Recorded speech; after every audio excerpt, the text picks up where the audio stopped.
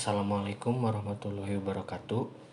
Perkenalkan, nama saya Rifan Febrian dengan NIM 2206111. Di sini saya akan menjelaskan tentang materi teori bahasa dan otomata. Lebih tepatnya, saya akan menjelaskan pengantar teori bahasa dan otomata.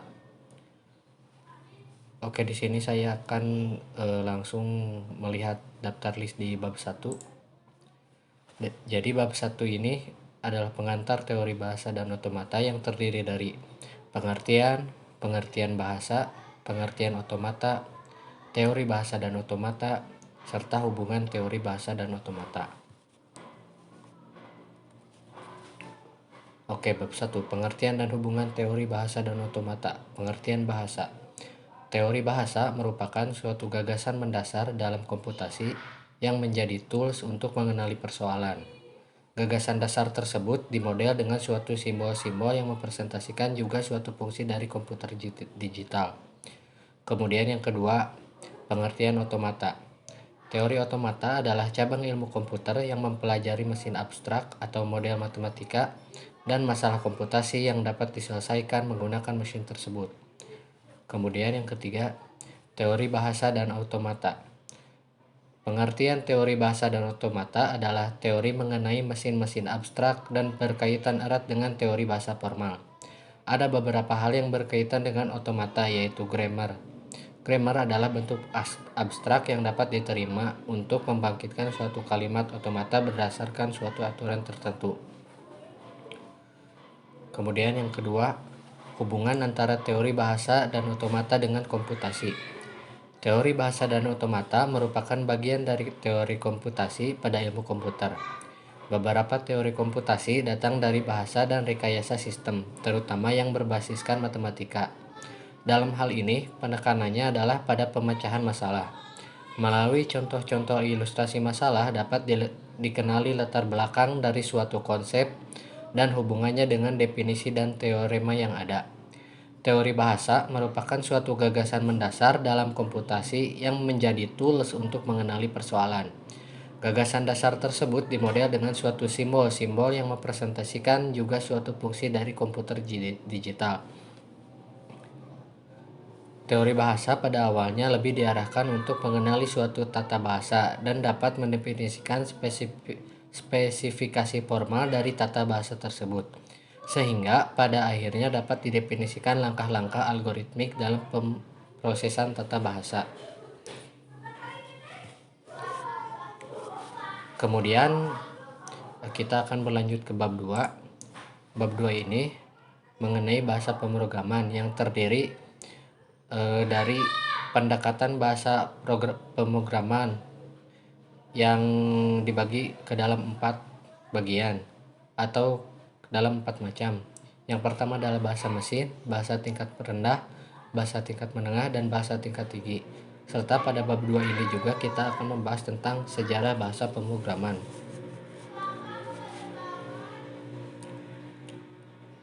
Yang pertama-tama adalah pengertian bahasa pemrograman. Bahasa pemrograman adalah instruksi standar untuk pemerintah komputer. Bahasa pemrograman ini merupakan suatu himpunan dari aturan sintaks dan semantik yang dipakai untuk mendefinisikan program komputer. Bahasa ini memungkinkan seorang programmer dapat menentukan secara persis data mana yang akan diolah oleh komputer, bagaimana data ini akan disimpan atau diteruskan, dan jenis langkah apa secara persis yang akan diambil dalam berbagai situasi. Menurut tingkat kedekatannya dengan mesin komputer, bahasa pemrograman terdiri dari ke-1, bahasa mesin, yaitu memberikan perintah kepada komputer dengan memakai kode-kode bahasa biner. Contohnya 011001001001110. Kemudian yang kedua, bahasa tingkat rendah atau dikenal dengan istilah bahasa rakitan atau bahasa Inggris assembly, yaitu memberikan perintah kepada komputer dengan memakai kode-kode singkat, kode mnemonik, contohnya MOV, sub, CMP, JMP, JGE, JL, loop, dan sebagainya. Kemudian yang ketiga, bahasa tingkat menengah, yaitu bahasa komputer yang memakai campuran instruksi dalam kata-kata bahasa manusia. Contohnya adalah yang bersifat simbolik seperti kurung kurawal untuk memulai suatu statement, tanda tanya, dan sebagainya. Kemudian bahasa tingkat tinggi, yaitu bahasa komputer yang memakai instruksi berasal dari unsur kata-kata bahasa manusia. Contohnya begin, and, if, for, while, and, or, dan sebagainya. Kemudian perkembangan bahasa pemrograman.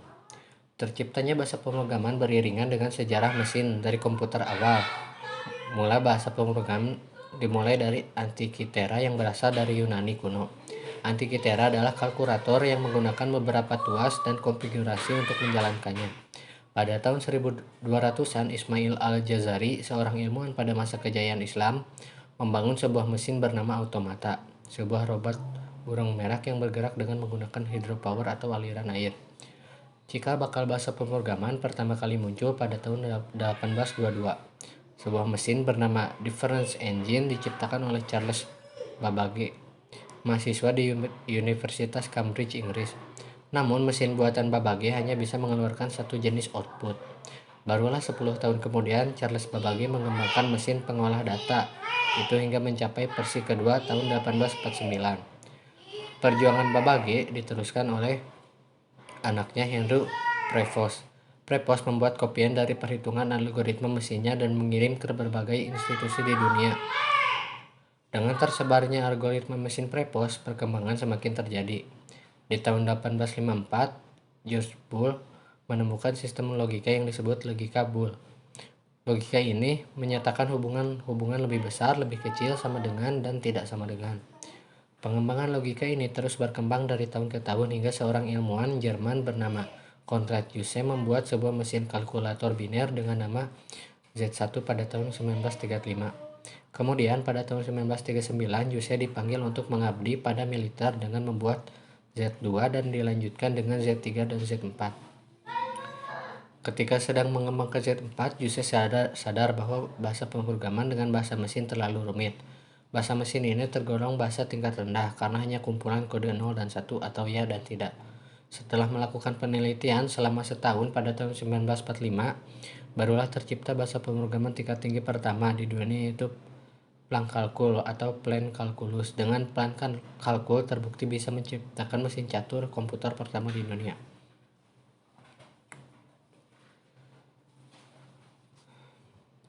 Kemudian John W. Backus membuat proposal ke atasannya di IBM, International Business Machine Corporation, untuk mengembangkan sebuah bahasa alternatif yang lebih praktis dari bahasa assembly untuk mengembangkan IBM 704 mainframe komputer dengan nama Formula Translation atau yang kita kenal dengan Fortran. Compiler Fortran berhasil diselesaikan pada 1957. Selanjutnya ada Flowmatic yang dibuat oleh Grace Hopper. Flowmatic resmi dipublikasikan pada tahun 1959 dan membawa pengaruh besar untuk pembuatan bahasa pemrograman COBOL atau Common Business Oriented Language. Bahasa pemrograman yang pada tahun 1959 banyak digunakan pada mainframe dan komputer mini. Perkembangan bahasa pemrograman semakin pesat dengan adanya bahasa C. Dennis Ritchie dan Brian Kernighan menciptakan C awalnya untuk mesin Dash PDP-11. Dengan adanya bahasa C, banyak bahasa baru bermunculan seperti C++, Java, dan banyak lagi. Bahasa pemrograman akan terus berevolusi menjadi semakin mudah digunakan seiring dengan berkembangnya zaman.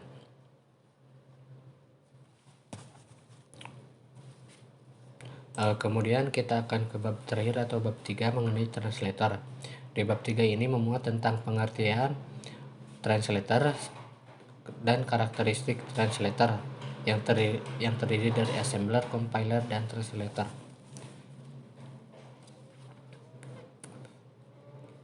Pengertian translator.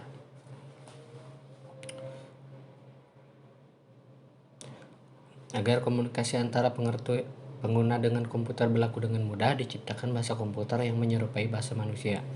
Bahasa ini akan dapat dilarikan di dalam suatu mesin komputer dengan alat bantu yang disebut penerjemah atau translator.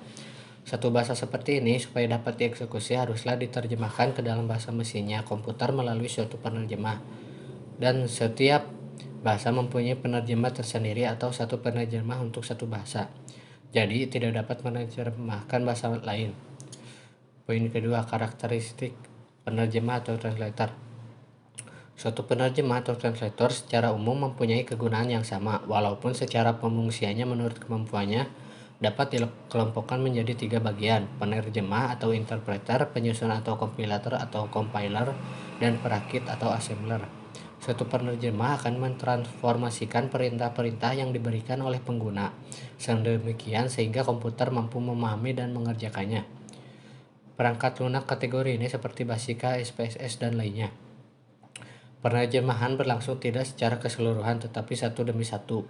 Lagi pula program sumber akan bergantung kepada jenis translator ini, karena berkas yang dapat dieksekusi dari sistem operasi tidak dapat dihasilkan oleh penerjemah ini. Berbeda dengan kompilator yang mentransformasikan bahasa sumber ke bahasa mesin yang secara umum langsung terekam ke dalam suatu berkas yang dapat dieksekusi, dan kompilator menerjemahkan program sumber secara keseluruhan. Penyusun ini adalah perangkat lunak seperti Turbo Pascal, Turbo Basic, dan lain-lain. Kemudian translator dikategorikan menjadi 3 jenis. Yang ke satu, assembler adalah jenis penerjemah yang mengubah program perakitan menjadi instruksi kode mesin. Kemudian compiler adalah program yang ditulis dalam beberapa bahasa tingkat tinggi atau dikompilasi untuk menjadikannya kode objek yang kemudian dapat digunakan oleh prosesor. Compiler adalah jenis penerjemah yang mengambil seluruh program setelah selesai atau kode sumber dan mengubahnya menjadi kode objek dalam sekali jalan. Kemudian translator adalah program yang ditulis dalam beberapa bahasa tingkat tinggi atau ditafsirkan dan bukan dikompilasi.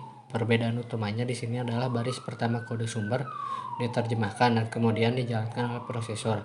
Kemudian baris kedua diterjemahkan dan dijalankan oleh prosesor, lalu baris ketiga dan seterusnya hingga program selesai.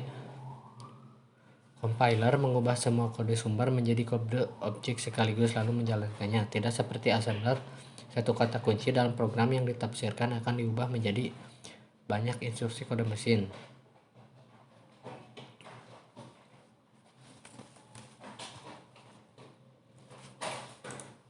Mungkin hanya segitu saja yang bisa saya sampaikan. Atas kekurangan dan kelebihannya saya mau ucapkan mohon maaf. Assalamualaikum warahmatullahi wabarakatuh.